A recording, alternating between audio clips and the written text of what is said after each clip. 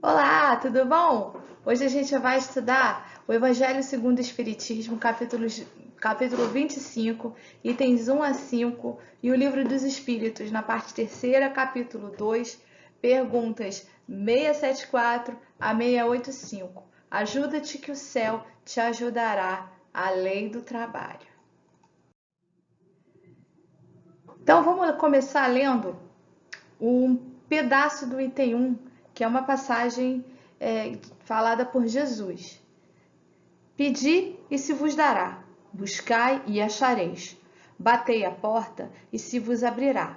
Porquanto quem pede recebe, e quem procura acha, e aquele que bata à porta abrir-se-á.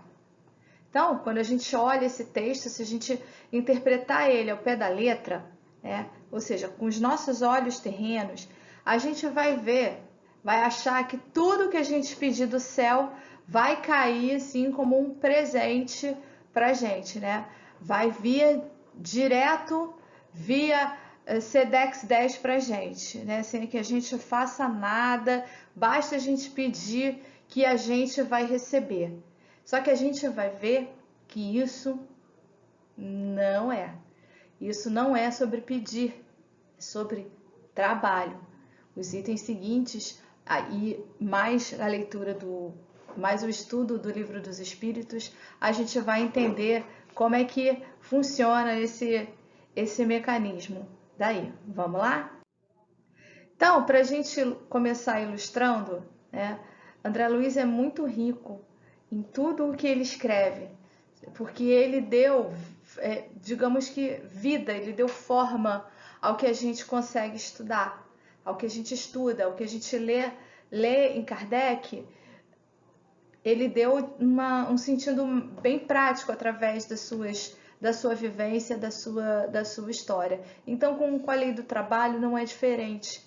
Então, a lei do trabalho está sempre presente na obra dele, mas nosso lar ele está bem explícito nessa parte que tem aqui, que é que é extraído de quando ele estava já cansado, já estava meio esgotado, assim, o espírito dele estava pedindo para ele fazer alguma coisa. Então ele foi falar com o Lisíadas e pediu um conselho, o que ele pode fazer, como é que ele pode trabalhar. E aí o Lisíadas falou, vai lá falar com o irmão Clarencio, isso você consegue. Então ele foi ter uma audiência com o irmão Clarencio. E lá a audiência são de 2 em 2, que é porque se alguma dúvida de um pode servir para o outro. Além do que, trabalha uma porção de outras coisas, né? Sempre sabe a espiritualidade. Então, primeiro falou a senhora, ele foi junto com uma senhora e primeiro falou a senhora. E aí a senhora estava triste, estava chorosa, porque ela queria ajudar os filhos aqui na Terra. E aí ela pediu a ajuda do Clarencio para ver se o Clarencio conseguia alguém para ajudá-la com os filhos. Então o irmão Clarencio faz uma série de perguntas para ela, né? Dentre elas a mais importante: quanto bônus horas você acumulou? Tá? Só um parêntese. Bônus hora, para quem não leu o livro, para quem não conhece, é que o bônus horas aparece em outros autores também. Então, quem gosta dos mistérios de Antônio Carlos, bônus horas aparece lá direto. Então, o bônus horas é como se fosse o salário dos trabalhadores espirituais. Então, toda vez que você faz alguma coisa, automaticamente você ganha bônus hora. Então, ela muito triste, falou 304 horas. Só que ela estava lá há 5 anos. E aí o irmão Clarencio, obviamente, começa a perguntar, por que você tem pouco? Então, eu fui para não sei aonde, eu não gostei, eu fui para não sei aonde, eu não gostei, eu fui para não sei aonde, lá tinha um problema. Ou seja, ela foi direcionada a N trabalhos e todos os trabalhos tinham algum defeito. E aí o que aconteceu? Obviamente ela não tinha verba suficiente, bônus hora suficiente para poder ir trabalhar. para poder receber a ajuda. E aí vem a célebre frase do irmão Clarencio: sem a cooperação é impossível atender com eficiência. Os que não recebem, os que não dão, não conseguem receber a cooperação. Isso é da lei eterna. Então, ou seja, se você quer alguma coisa, você tem que fazer por onde? A gente tem outro exemplo na literatura aqui também, né? Que é a Irmã Clara, Entre a Terra e o Céu, também de André Luiz. E ela fala basicamente o mesmo que o irmão Clarencio falou. Então, não esqueça da prece, né? Mas uma prece sem ação é uma flor sem perfume. Né? O que a gente pede, a gente tem que fazer por onde? A gente tem que trabalhar, a gente tem que dar o melhor da gente para que a gente possa ser merecedor de algo em troca. A gente não pode ficar só na contemplação, na boa intenção, a gente tem que agir. A gente tem que agir. Então, só para a gente resumir, né, para a gente receber a ajuda que a gente quer, que a gente tanto precisa, a gente tem que fazer a nossa parte. Né? Até o pedir, até o ato de pedir, de certa forma, ele é alguma coisa, mas a gente tem que fazer alguma coisa concreta. Né? Aí eu trago uma frase do Thomas Edison, né? Quando ele fala, ele fala sobre trabalho, sobre motivação, sobre formação de gênios e tal. Então ele falou, é 1% Deus e 99% seu esforço pessoal. Então, sem o esforço pessoal, você não vai conseguir fazer nada. Você não vai ser merecedor da ajuda do céu. Então é por isso que a lei do trabalho é o que dá suporte ao ajuda-te que o céu te ajudará. É o princípio da lei do trabalho. Então a gente vai mergulhar um pouquinho nisso daí, tá? Então, no item 2, Kardec reforça isso. Ele fala que é o princípio da lei do trabalho, né? O progresso, ele é filho do trabalho. O progresso não existiria sem trabalho. A gente vai desenvolver isso um pouquinho mais lá para frente, tá? Então é para a gente fixar isso bem na mente.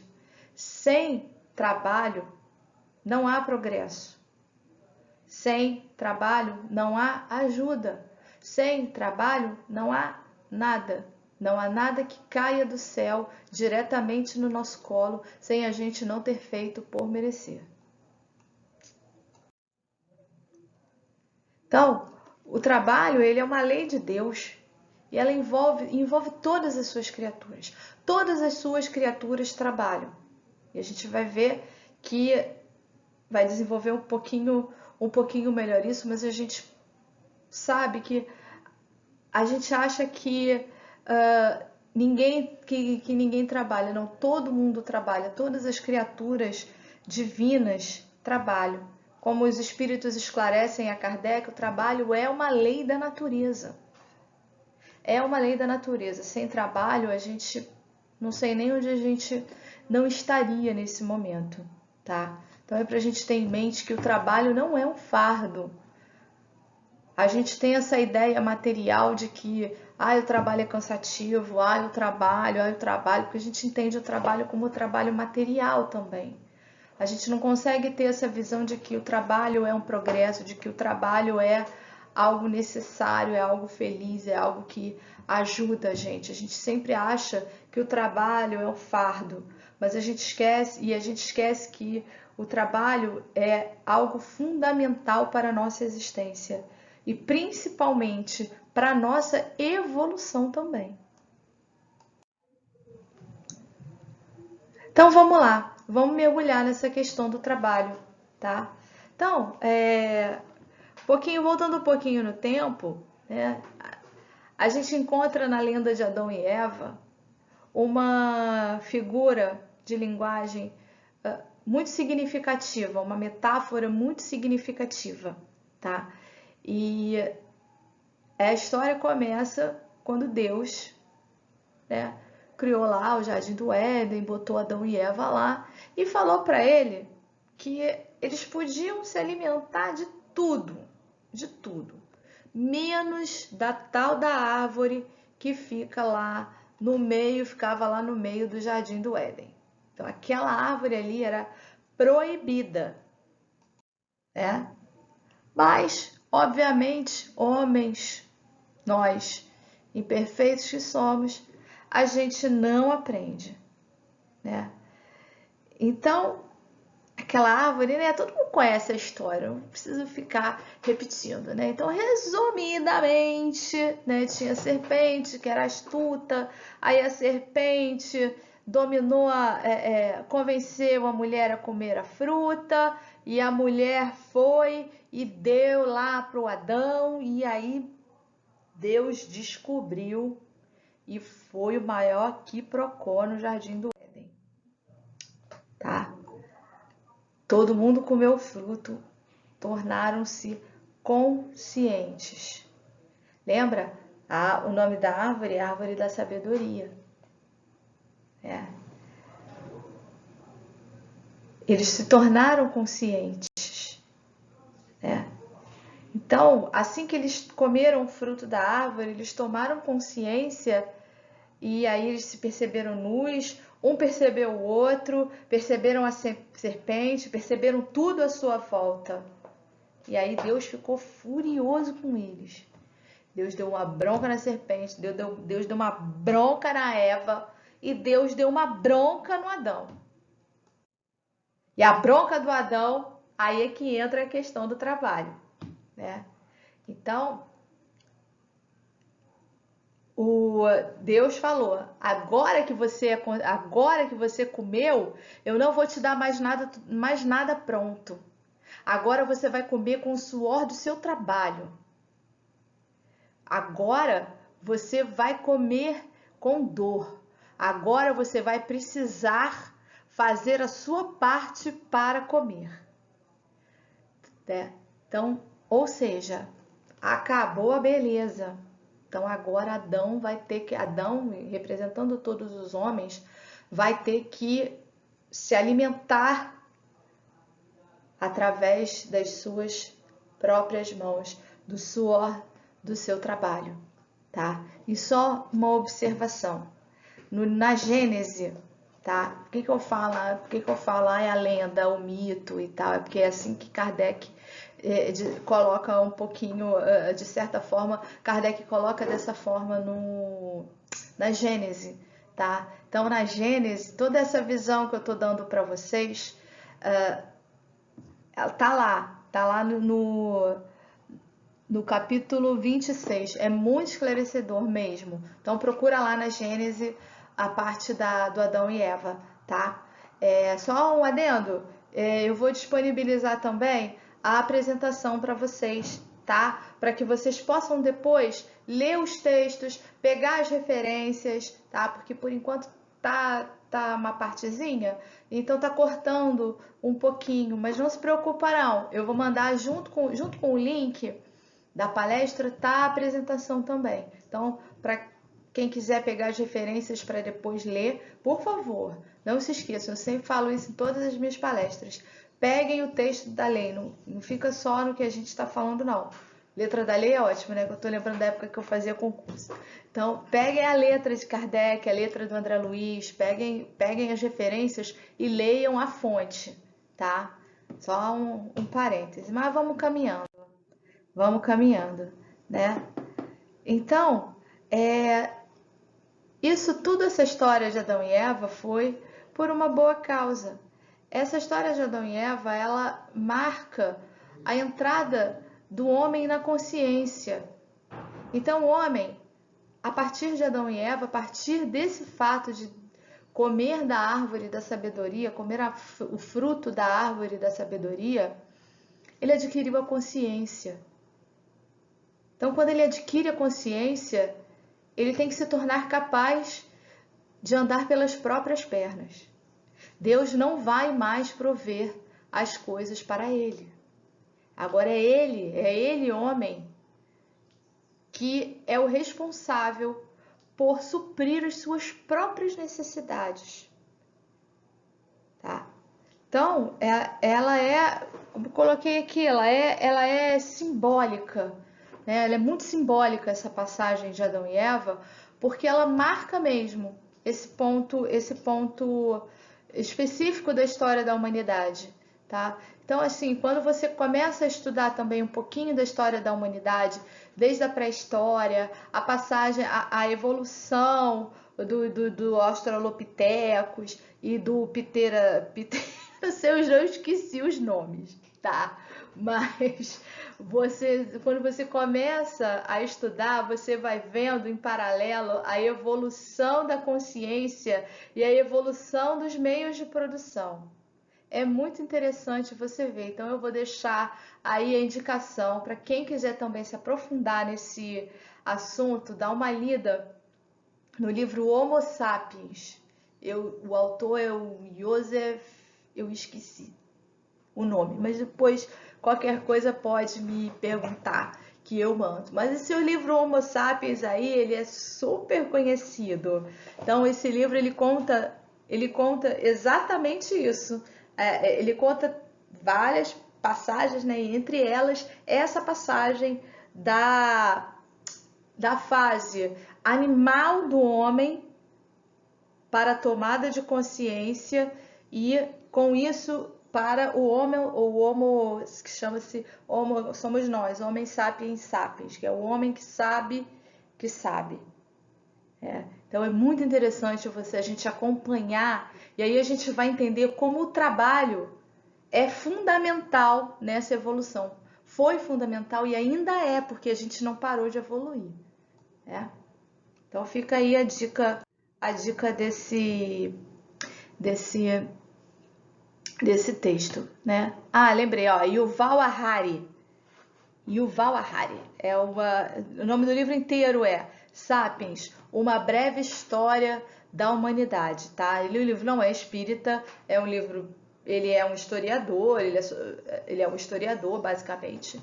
E o livro é muito interessante, tá? Então, nesse trecho do item 2, tá? A gente vê também esse embasamento, essa explicação de que o trabalho foi super importante para a evolução do homem, tá? Então, eu só quero destacar essa parte de baixo, tá? Pelas suas pesquisas, a inteligência se lhe engrandece, a moral se depura. Ou seja, o que são as pesquisas? É o trabalho que você tem, é a tentativa e o erro, né? Porque, obviamente, quando vocês forem ler o livro do Yuval, forem ler o Sapiens, vocês vão perceber essa passagem do homem animal para o homem que sabe, foram dezenas de milhares de anos. Envolveu a dispersão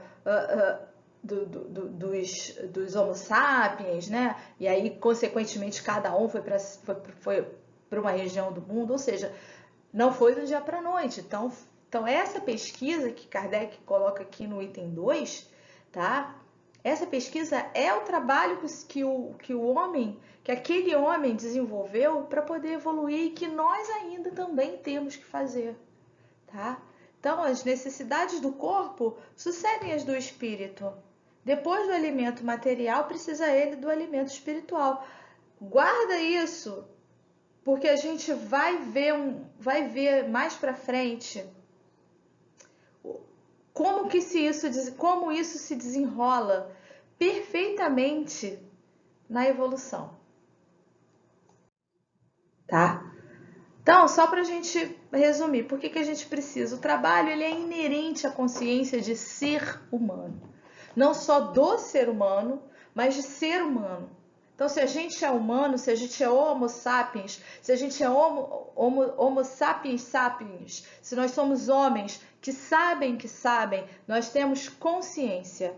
A partir do momento que, quando temos consciência, o trabalho ele é inerente a gente não consegue dissociar uma coisa da outra. A gente não consegue ser consciente e não trabalhar. E é isso que Deus colocou esse princípio dentro de nós. Lembrando, a lei do trabalho, ela é uma lei divina. Onde estão as leis divinas? Expressas na nossa consciência. A partir do momento que a gente adquiriu a consciência, as leis todas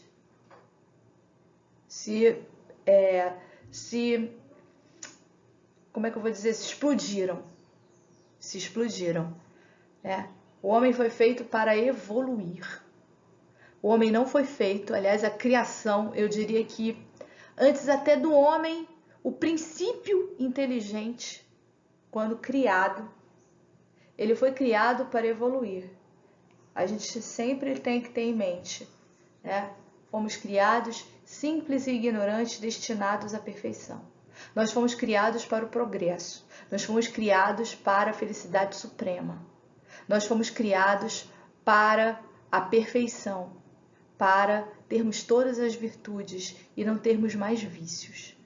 E isso sem trabalho não seria possível. Então, o trabalho, gente, a gente não pode esquecer. Trabalho é força, trabalho é ação, trabalho é movimento. Então, se não existisse o trabalho, o homem seria uma criatura inútil. Né? Então, a gente muitas vezes, como eu falei, logo lá no início, né? A gente muitas vezes confunde o trabalho como trabalho material.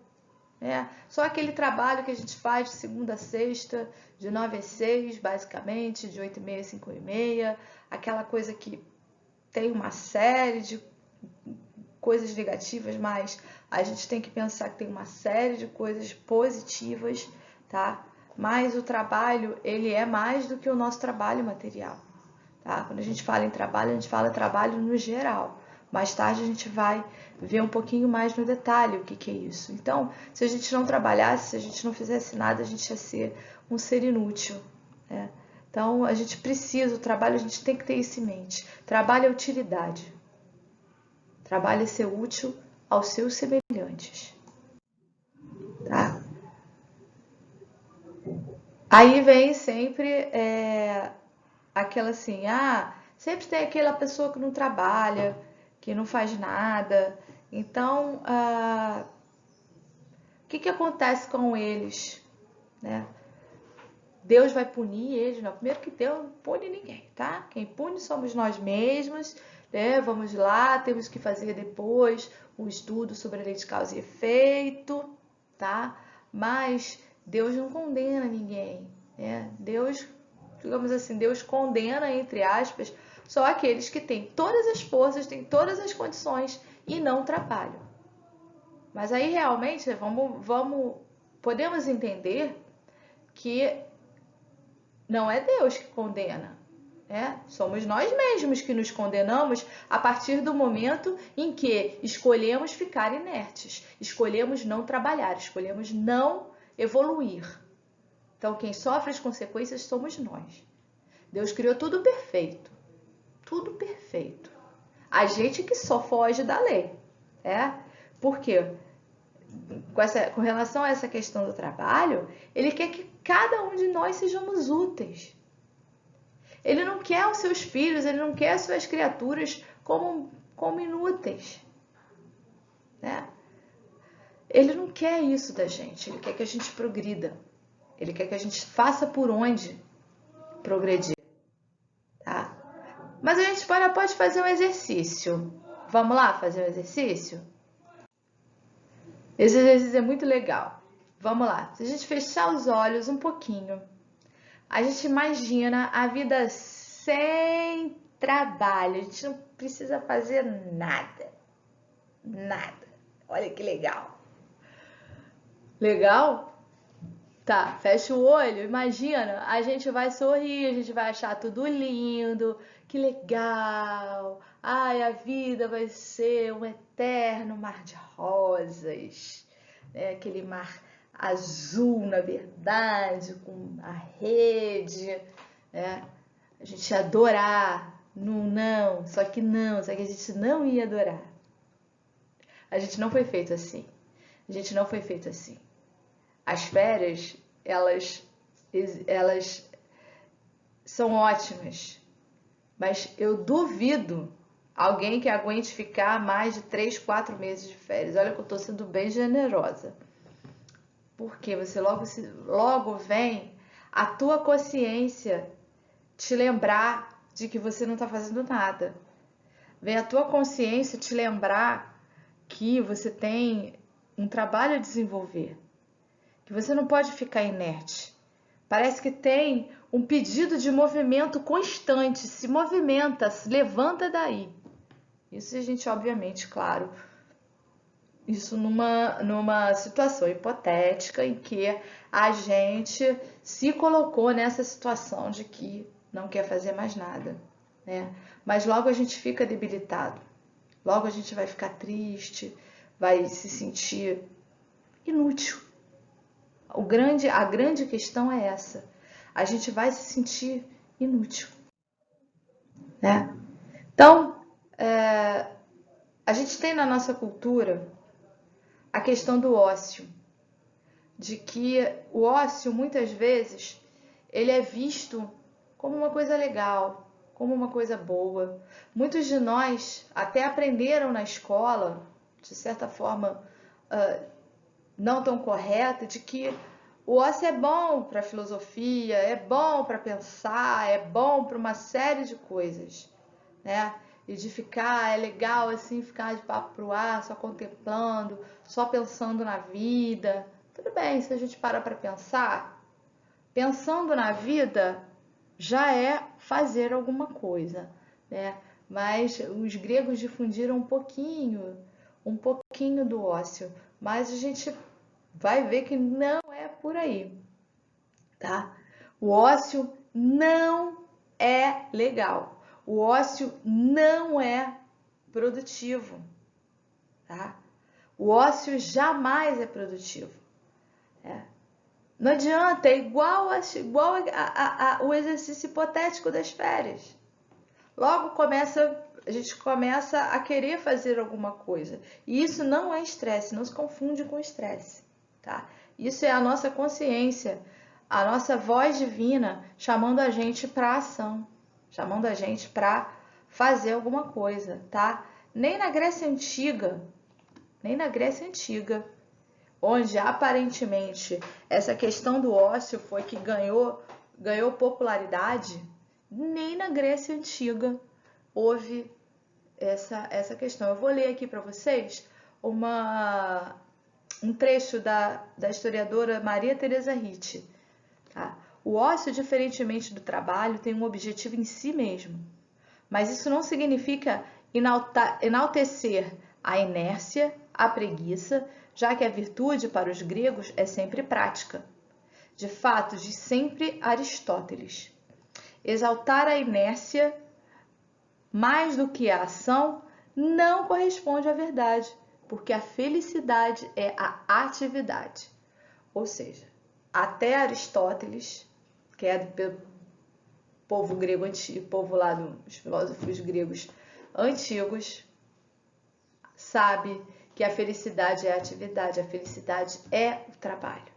Então, se não existisse o trabalho, o homem seria inútil, o homem não evoluiria e o homem seria infeliz. Então, para resumir toda essa linha de raciocínio para a gente poder avançar, são esses tópicos aí. Então, a gente já entendeu a origem do trabalho, já vimos que se o homem não trabalhasse, ele seria um inútil. Então a gente vai entender agora que o homem trabalha para evoluir. Esse é a função fundamental do trabalho.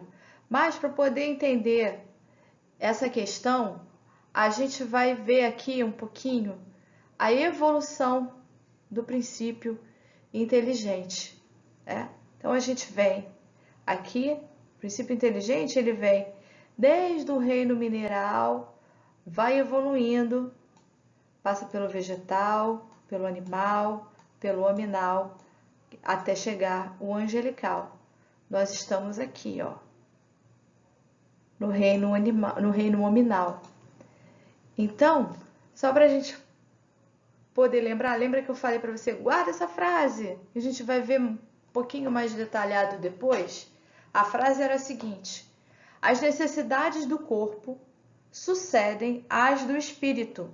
Depois do alimento material, precisa ele do alimento espiritual.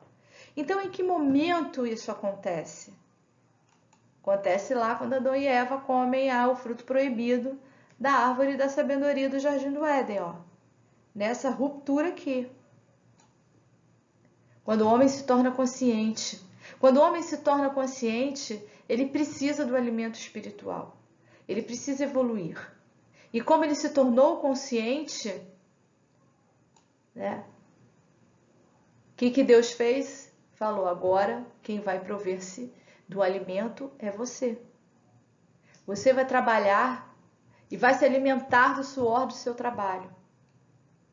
E isso ele estava falando não só do trabalho material, do alimento material, mas principalmente do alimento espiritual, porque é isso que ele precisa agora. Então o trabalho ele é fundamental, ele é a base da nossa evolução.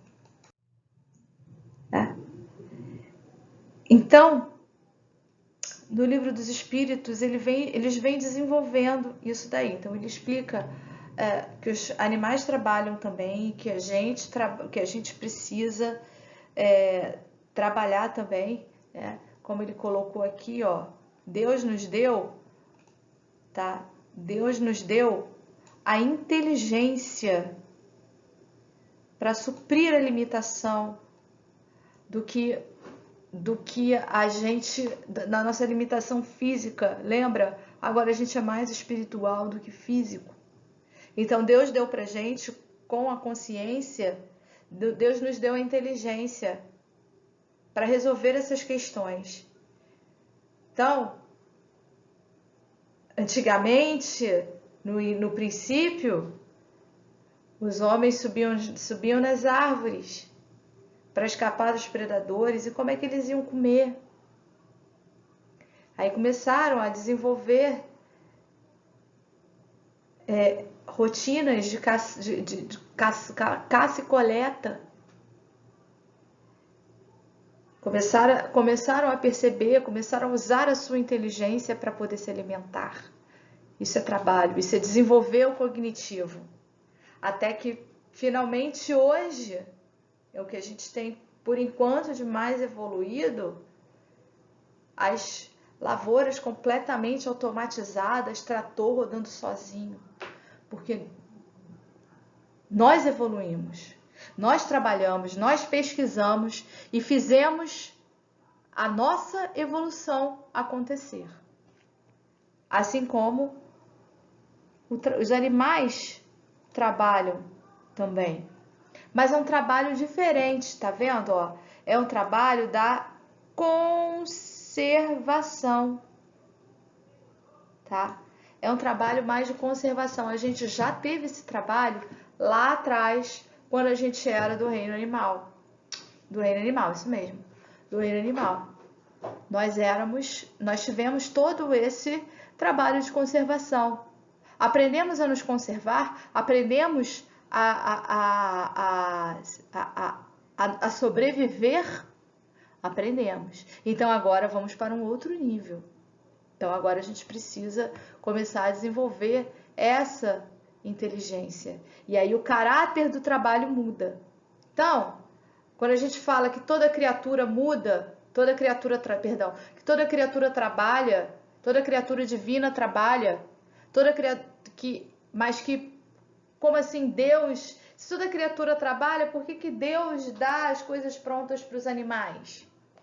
Não, é porque os animais, o trabalho dos animais tem um outro caráter, é o caráter da conservação. Nós, como humanos, como grupo da criação, Já tivemos esse trabalho. Agora o nosso objetivo é outro, tá?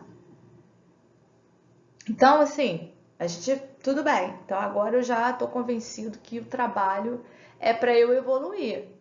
Mas olha só, a gente sempre para pensar. Pode parar para pensar e falar assim: ué, mas não tem gente que tá lá mais na frente do que eu? Por que eu não recebo tudo pronto? Por que eles não me não dão a pesquisa pronta, gente? Já vieram lá o povo de capela todinho, já sabe tudo de trás para frente. Por que não ensinou pra gente? É o que a gente vai ver agora, tá? Então, o que os espíritos, o que Kardec colocou foi o seguinte: os espíritos não vêm isentar o homem da lei do trabalho, lembra? A lei do trabalho é uma lei natural, a lei do trabalho é uma lei divina, expressa na nossa consciência. Então, a gente não pode ficar isenta nela. Ela é inerente a nós, ela é inerente à nossa consciência, à nossa capacidade de ser humanos. Então, os espíritos, eles não vêm isentar da gente o trabalho. Eles vêm, sim, nos amparar, nos orientar, nos ajudar se a gente estiver indo para uma direção errada, né? Mas mesmo assim, um pouquinho só, porque muitas vezes eles sabem que é no erro que a gente aprende tudo. Então, eles vêm para, como é que eu vou dizer, para tangenciar o nosso trabalho, para não deixar que tudo caia por terra. Então eles vêm nos orientar. Eles não vêm isentar a gente da lei do trabalho, tá? A gente não teria mérito nenhum se a gente recebesse tudo pronto, né? Por que Deus ia começar alguma coisa se num respiro seguinte ele ia se no respiro seguinte ele ia ter tudo perfeito, ter 100% perfeito? E a trajetória? E o que a gente precisa aprender? Deus não criou a gente para ser perfeito logo no primeiro segundo. Não, ele criou a gente destinado a isso. Então, isso significa, quando a gente fala destinado, significa que tem uma trajetória até chegar ali. Tem algo que a gente tem que caminhar, tem que viver para chegar ali. A gente que tem que trabalhar, tá? Bom, então tá, né? Então eu já sei. Então tudo bem, vamos trabalhar. Mas vamos trabalhar em quê? O que é trabalho? Trabalho é só aquilo que eu faço no escritório? Trabalho é só aquilo que eu tenho quando eu vou arrumar minha casa? Não. Trabalho é outra coisa, tá? Trabalho é isso também. Então os espíritos vêm falar isso pra gente. Por trabalho só se deve entender as ocupações materiais? Não. O espírito trabalha assim como o corpo. Toda ocupação útil é trabalho. Agradecer a nossa refeição é trabalho. Cuidar de um animalzinho ou de uma plantinha é trabalho. Fazer uma leitura edificante é trabalho. Fazer uma prece pelos necessitados é trabalho. Ensinar as crianças a lavar a mão é trabalho. Catar um papel que está na rua é trabalho. Toda ocupação útil é trabalho. Toda ocupação que gera um bem para si, mas aí um bem verdadeiro para si ou para outra pessoa, é trabalho. Então, a gente pensa também uma outra questão sobre trabalho. A gente trabalha incessantemente. A gente pode descansar? Não, a gente não só pode como a gente deve. Lembra, a gente, por enquanto, a gente que está aqui encarnado, tá o quê? Mergulhado aqui na carne. A carne cansa, a matéria é pesada, é densa, né? E mesmo, se a gente parar para pensar, mesmo os espíritos desencarnados, eles estão sob essa vibração também. Então, eles também sentem esse peso muitas vezes. Então, a gente precisa descansar, sabe? Porque a gente ainda não atingiu a pureza, A gente não atingiu ainda o que o desprendimento 100% da matéria, como os espíritos puros. Os espíritos puros, eles só trabalham assim, é uma coisa até que pra gente é difícil de imaginar, estando ainda no estágio em que a gente está. Mas eles não trabalham, eles não descansam, eles não se cansam.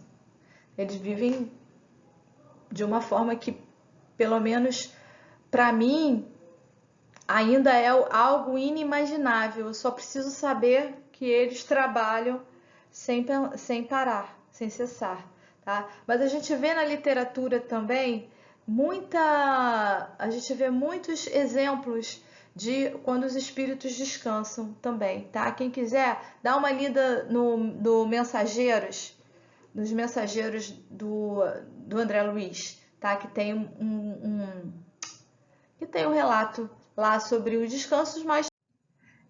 Bom, então a gente fica pensando uma coisa, né? Com tanto trabalho, poxa, será que eu não posso descansar nem um momentinho? Eu fico tão cansado. Não pode, não só pode, como deve descansar também, sabe? Os espíritos vêm esclarecer a gente que o limite do trabalho é o limite das nossas forças. Então, conforme as nossas forças chegam no limite, e isso forças não só físicas, mas mentais também, a gente tem que descansar. A gente tem que descansar. Senão a gente não consegue mais caminhar. A única coisa que a gente tem que repor as nossas energias. Então, isso a gente precisa. A única coisa que a gente tem que observar é a qualidade do nosso descanso. Para que a gente não faça atividades que, ao invés de nos descansar, vão nos deixar mais estressados. Então, procure para descansar coisas que te façam realmente descansar. Então, uma meditação, uma atividade lúdica, né? Fazer, de repente, atividade física, uma caminhada, um mergulho no mar. Eu sei que nessa época tá difícil, mas a gente consegue encontrar atividades que descansem, mas que são edificantes, que não façam com que a gente se canse ainda mais. Não adianta eu ir para uma atividade tentando elevar o meu padrão vibratório ao que ele é, porque eu estou desgastada por conta do trabalho. E vou para um lugar que vai me deixar pior, ou que não vai me dar a energia que eu preciso, aí a gente tem que observar, porque isso não é descanso. Então, para a gente fechar, tá? Então, não basta dizer ao homem que lhe corre o dever de trabalhar. É preciso que aquele que tem de prover a sua existência por meio de trabalho encontre em que se ocupar. Né? Então, o homem tem que ter esse hábito de trabalho. Ele tem que se educar, ele tem que entender, a gente tem que entender a importância que o trabalho tem na nossa vida. A lei do trabalho, ela está aí, ela não é para deixar a gente enfadado, deixar a gente carregado. Não, ela é uma lei que ela nos traz alegria, porque ela é o que faz a gente evoluir. Então a gente tem que ter isso em mente. É o hábito do trabalho. No início é difícil a gente se educar, mas conforme a gente vai educando, conforme a gente vai evoluindo, as atividades vão se tornando muito fáceis para a gente. Então, quando a gente fala em pedir e obtereis, em buscar e achareis, a gente não tem que pedir a isenção da lei do trabalho. A gente tem que pedir a assistência dos bons espíritos. A gente tem que pedir luz, a gente tem que pedir paz, a gente tem que pedir força para caminhar. Porque o buscar e achareis, ele não isenta a gente do nosso trabalho. Lembra toda aquela história desde lá, do início, da nossa irmã, do nosso lar, da outra irmã, do outro livro. e tudo que a gente fez para entender a importância do trabalho. Não há mais como a gente dissociar o homem do trabalho. Não há. Não há. Então, quando a gente pede, quando a gente pedir e obtereis, é saber pedir, é pedir a luz, é pedir força, não é pedir a isenção do trabalho. Então, para a gente fechar, um pequenino trecho de Emmanuel. O homem tem de amar o dever, não porque preserve os males da vida, males os quais a humanidade não pode subtrair-se, mas porque confere à alma o desenvolvimento. Na verdade, isso aí foi Lázaro que falou no Evangelho segundo o Espiritismo. Então, eu espero que após esse estudo a gente tenha despertado um pouco para a importância da lei do trabalho, para a importância de que ajuda-te, que o céu te ajudarás, tem um novo significado agora. Tem um significado motivador, de que a gente vá ao encontro do trabalho, vá ao encontro da nossa evolução, vá ao encontro de amealhar simpatias, como o irmão Clarencio falou para aquela senhora que estava com André Luiz. E que a gente consiga. Que Deus abençoe. Graças a Deus.